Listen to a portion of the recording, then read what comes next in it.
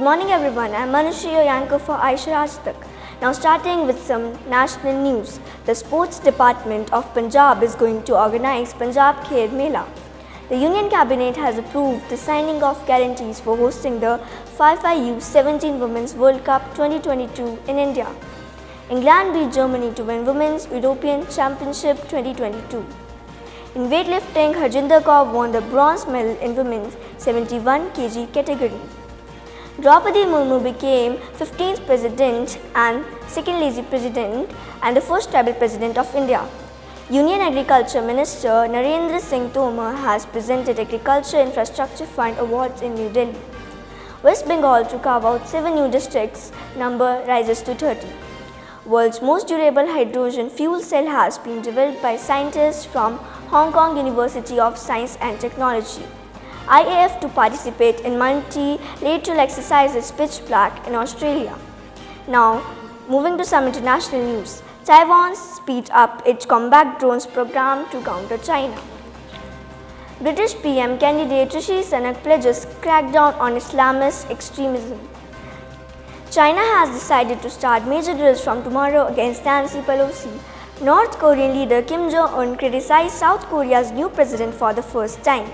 BOI joins Energy Ministry team visit to Saudi Arabia. Thailand donates over 6 million baht worth of aid to Sri Lanka.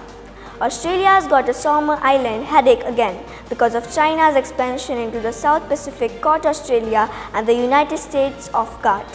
Now news from Aisha campus. Investiture ceremony accomplished successfully on 27 July 2022 in which cabinet members for the session solemnly took the oath and promised to fulfill their responsibility with utmost sincerity. After completing 40 days of internship program, Prakhar, successfully children shared their experiences and realized the value of hard work they earned and learned in this program. The first school to provide internship program. Aisha School Parwanu Principal Mr. Deepak Singhi was awarded with Certificate of Excellence by All India Principals Association Ambala on 17 July 2022. Thank you. सुप्रभात, मैं शौर्य सामंत आपका संवाददाता आपका आइशा आज तक में स्वागत करता हूँ। सबसे पहले शुरू करते हैं थोड़ी राष्ट्रीय खबरों के साथ। श्रीमती द्रौपदी मुर्मू बनी भारत की 15वीं राष्ट्रपति। इन्होंने ली थी शपथ जुलाई 25 को।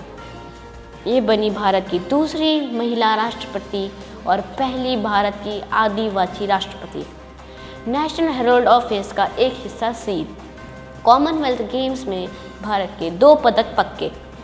LPG सिलेंडर और ATF में के रुपए में हुई कटौती।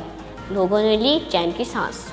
सुशीला देवी ने राष्ट्रमंडल खेल 2022 में भारत के लिए 48 किलोग्राम वर्ग में कांस्य पदक जीता और इसके साथ ही अपना सातवां पदक भी जीता। सत्येंद्र प्रकाश ने PIB के प्रिंसिपल DG के रूप में पदभार ग्रहण किया। भारोत्तोलन में हरजिंदर कौर ने 78 किलोग्राम वर्ग में कांस्य पदक जीता।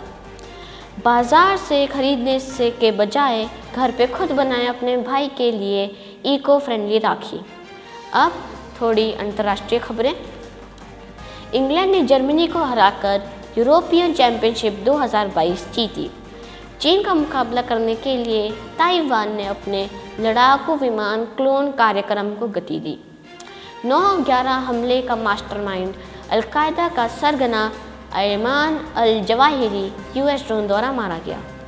ऊर्जा मंत्रिमंडल के सऊदी अरेबिया के दौरे में BOI भी शामिल हुआ। थाईलैंड ने श्रीलंका को 6 मिलियन बाहत से अधिक की सहायता की। ज़ेलेंस्की ने शी जिनपिंग को चेताया, कहा चीन को नहीं करनी चाहिए रूस की मदद।